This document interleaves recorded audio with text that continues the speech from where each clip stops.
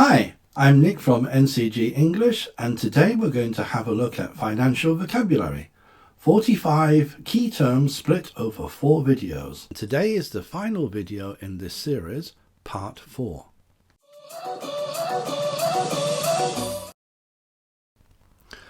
Number 36. Tax avoidance.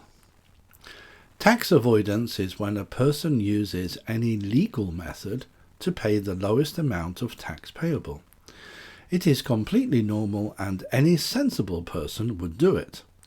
An example might be to split savings between a husband and wife, which will spread out the interest income between the two of them. This is very different to tax evasion.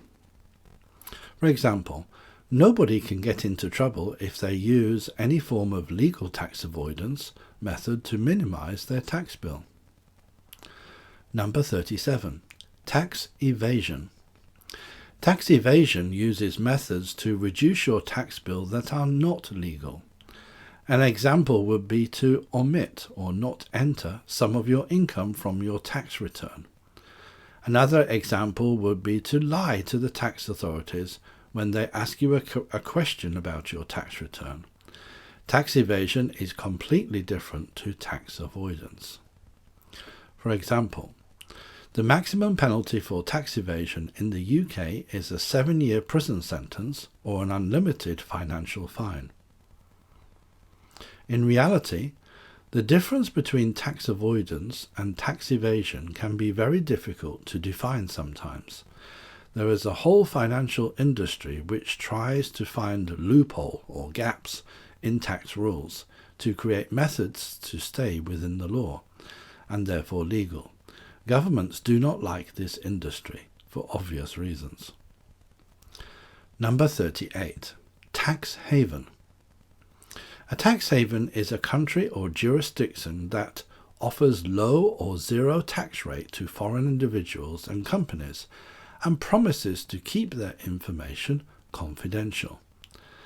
Some examples of tax havens include the British Virgin Islands, Samoa, Malta, and the Cayman Islands. It is estimated that tax havens cost governments worldwide about $500 billion annually. Our final topic is the stock market and investment terms. Number 39. Business cycles. Economists and investors often talk about business cycles. There are 4 basic business cycles which follow each other in time. The first is when the country is in boom. This is when confidence in business is at its very highest.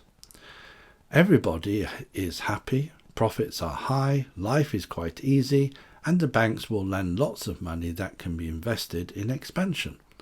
But a boom cannot last forever. A boom is usually followed by a recession, sometimes called a contraction. A recession is when confidence in business starts to drop. The banks become more cautious and lend less money.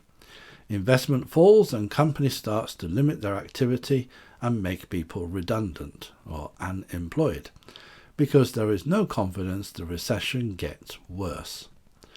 Eventually, the situation in business reaches its lowest point.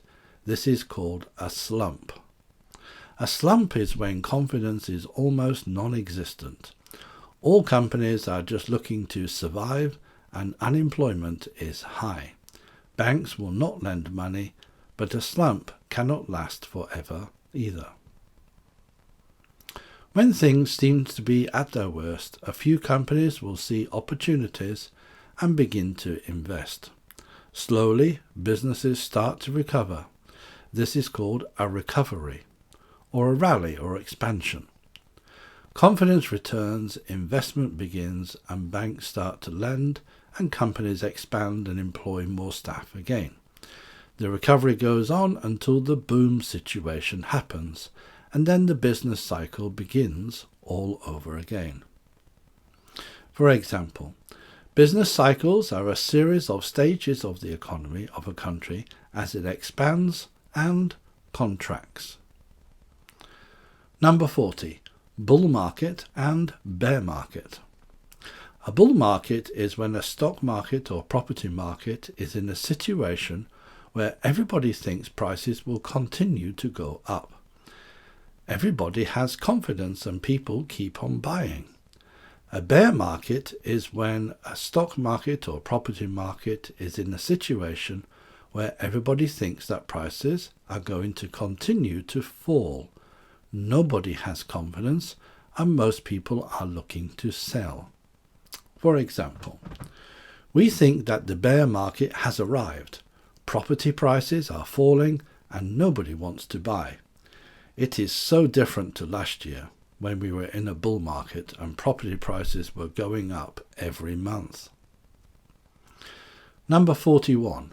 Blue chip. A blue chip company is a large company considered to be of high quality, safe and stability, and capable of making excellent profits year after year.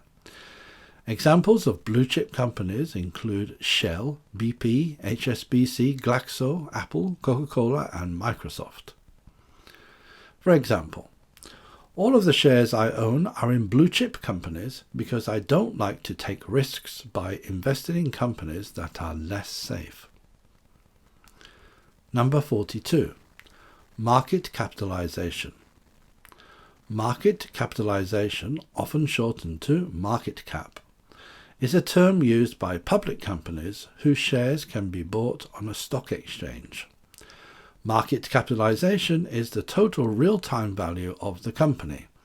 It is calculated by multiplying the price of a share in the company by the number of shares in existence or in issue. For example, the market capitalization of Zamora plc is $25 million. There are 50 million shares in issue and today's share price is 50 cents per share.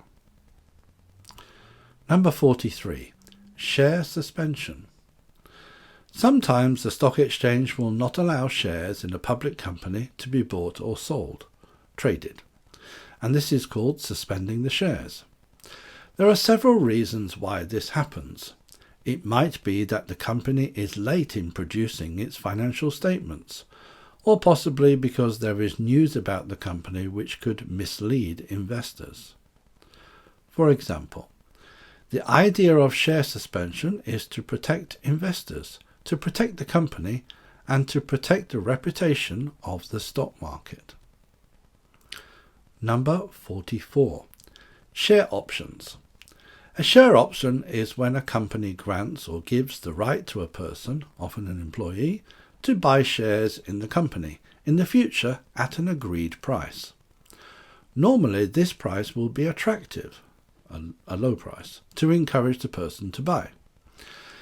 At the agreed point in the future, the person will look at the actual share price on the stock market and compare it to the option price.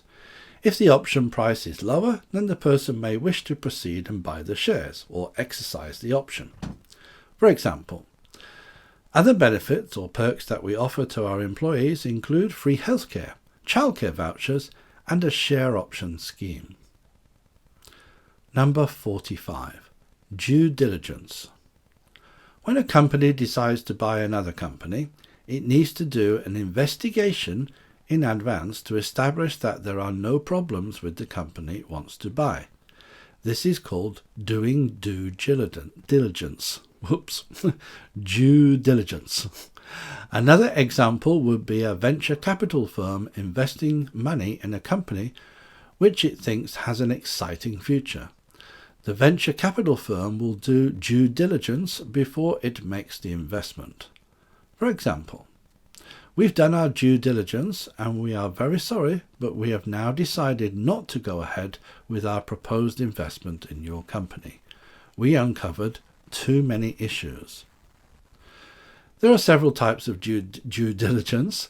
These include legal due diligence, financial due diligence, human resource due diligence, manufacturing due diligence, and commercial due diligence.